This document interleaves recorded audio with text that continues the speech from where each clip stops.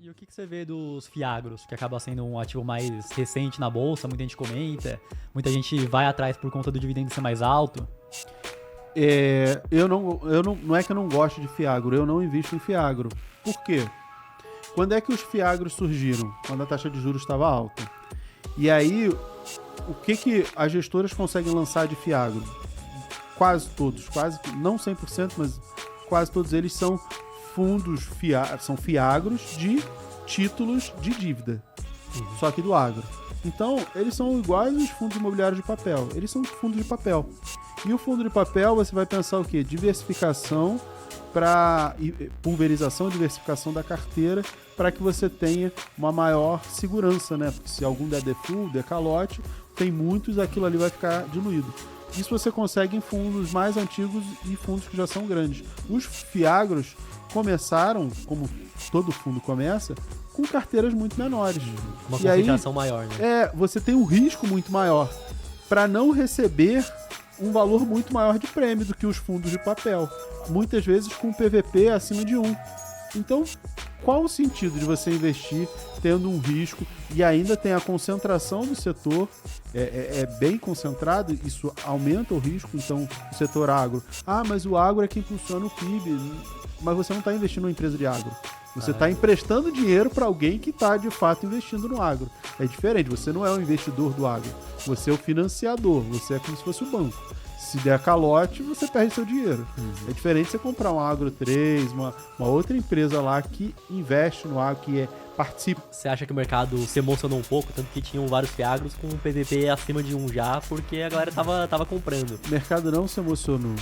O que acontece? O mercado ele se emociona quando a taxa de juros está baixa. Alguma coisa foi lançada.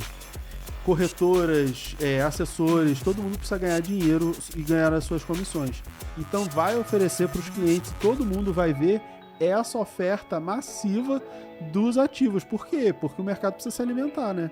E nós somos esse alimento para o mercado. Então a gente precisa aprender a se defender do mercado. E quando você vendeu lá em 2014 e vendendo agora no que vem, como que você faz para alocar o dinheiro desse imóvel? Você tem alguma estratégia específica para esse dinheiro novo entrando? Como funciona? Assim, não, porque não é um valor tão significativo do meu patrimônio. Então, eu aloco como eu aloco qualquer outro valor de movimentos financeiros que eu vou fazer.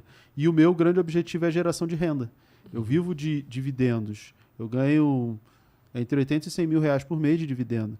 Então, a minha alocação é sempre voltada à geração de renda via dividendos. Esse é o meu grande objetivo. Então, se eu tiro dali para morar de aluguel, vou alocar em geração de dividendos. Claro que geração de dividendos, pensando em ativos que vão se valorizar para eu também surfar esse movimento de valorização desses ativos que também me pagam dividendos. Então, tá sempre uma coisa ligada à outra. E essa sempre foi a sua estratégia ou você foi mudando ao longo do tempo? Foi mudando ao longo do tempo. Eu migrei para a geração de renda quando eu consegui ter um patrimônio minimamente razoável, quando eu estava perto de atingir o primeiro milhão, eu e minha esposa construindo patrimônio. Isso, eu digo, isso tem mais de 10 anos, né? Eu construí o primeiro milhão como qualquer pessoa. Eu levei 18 anos para construir o primeiro milhão, lá juntando dinheiro, cada centavo, cada moedinha, investindo, não gastando de forma extremamente racional, eu atingi, e esse primeiro milhão me permitiu atingir a independência financeira. Porque com 0,5% ao mês, que é o que qualquer um consegue em dividendos, que é até uma formulazinha que eu falo, quanto você precisa ter de patrimônio? 200 vezes aquilo que você quer de renda. Exato, eu acho interessante falar isso, que muita gente fala, não, que você consegue tirar 1% ao mês, só que aí a inflação vai comer seu poder de compra, não tem como você gastar 1% ao mês. Esse 1% ao mês, ele é muito fantasioso, Sim. Porque isso depende muito do ciclo de mercado. Em 2019, cara, ninguém ganhava 1% ao mês. Você tinha fundos imobiliários de shopping, cara, que pagando 0,4 ao mês, caramba, que maravilha. Então as pessoas acabam se apegando a valores de uma fatia, uma janela específica de mercado, e não de uma maneira geral. Por isso que eu sempre falo assim, pega o que você quer de renda, multiplica por 200, que é quanto você precisa ter de patrimônio para gerar aquela renda. Não seu patrimônio total, mas para gerar aquela renda. Sei lá, eu quero 5 mil reais por mês, então com 1 milhão você consegue 5 mil reais por mês. Como eu sei que qualquer um consegue mais do que 0,5%, O que eu ensino para os meus alunos é tente 0,75 ao mês na sua carteira, que aí você continua naquela regrinha do 70-30, que você vive com 70%, reinveste 30% para fazer frente à inflação e fazer o seu patrimônio, o seu dividendo crescer. E aí você tem uma carteira que gera 0,75% ao mês, você pega 0,25%, reinveste, vive com 0,5% e beleza, você consegue fazer frente à inflação, frente a tudo isso e o patrimônio continua crescendo.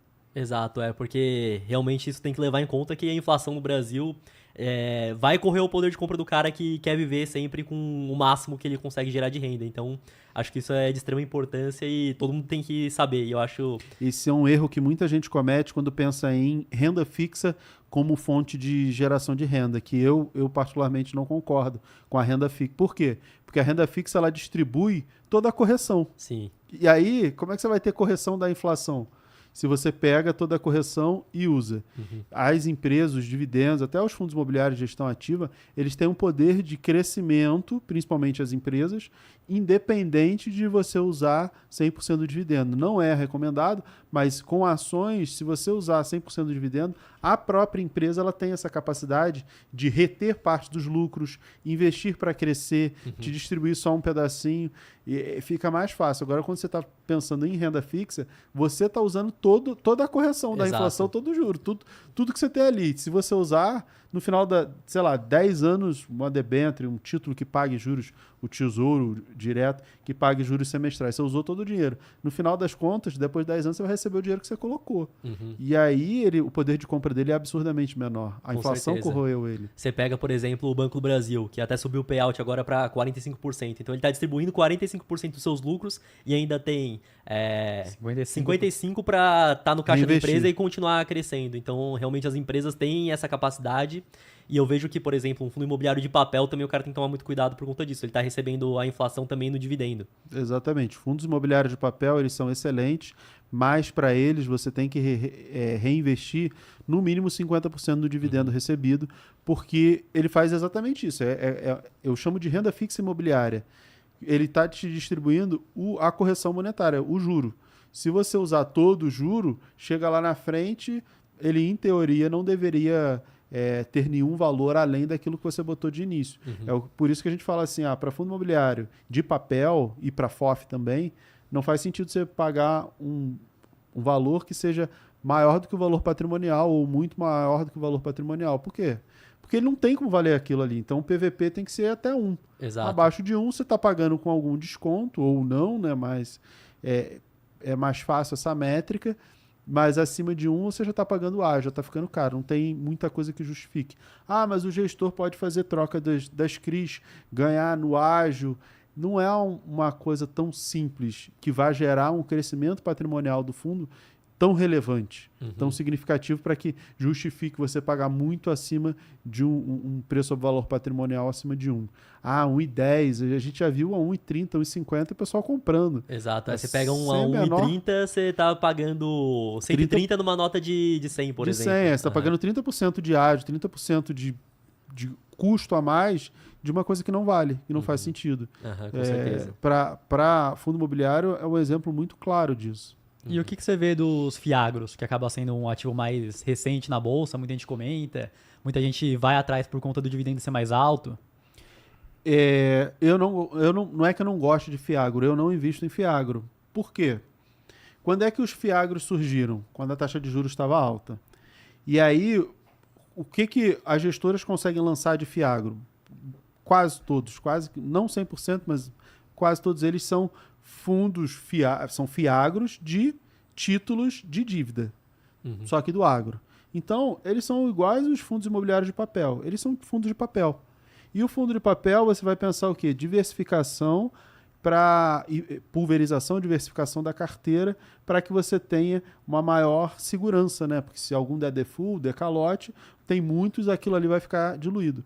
Isso você consegue em fundos mais antigos e fundos que já são grandes. Os fiagros começaram, como todo fundo começa, com carteiras muito menores. Com uma concentração maior, né? Você tem um risco muito maior para não receber um valor muito maior de prêmio do que os fundos de papel. Muitas vezes com PVP acima de 1.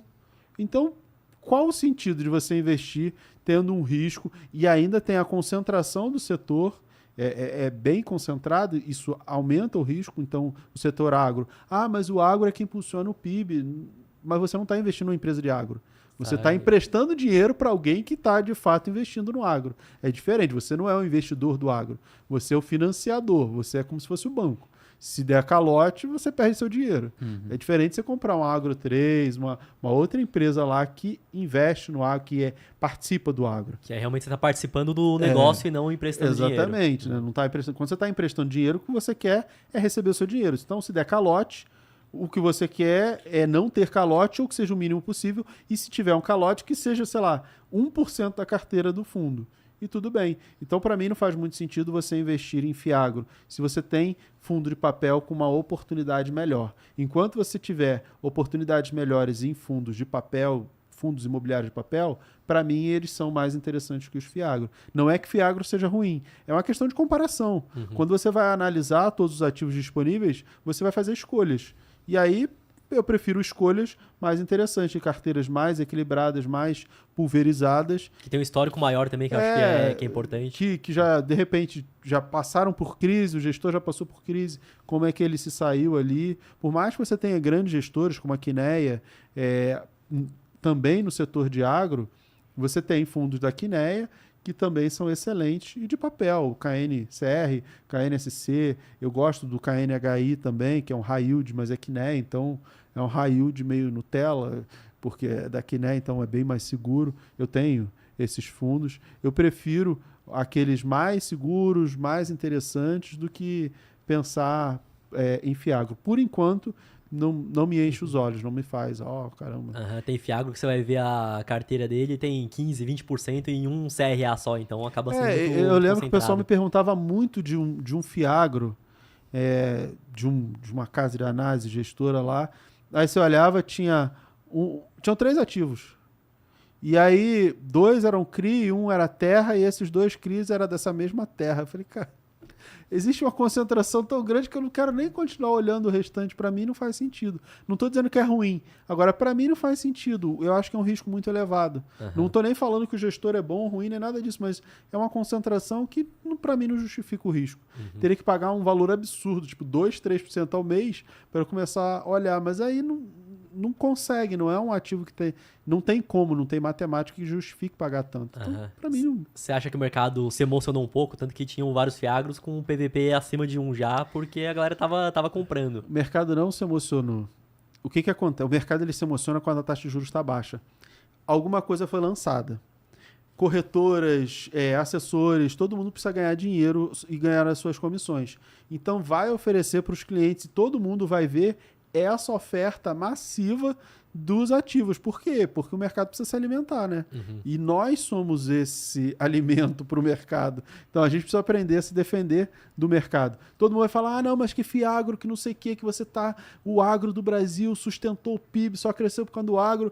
Toda essa narrativa para você acreditar que Fiagro é a melhor coisa do mundo. Não estou dizendo que é ruim, mas...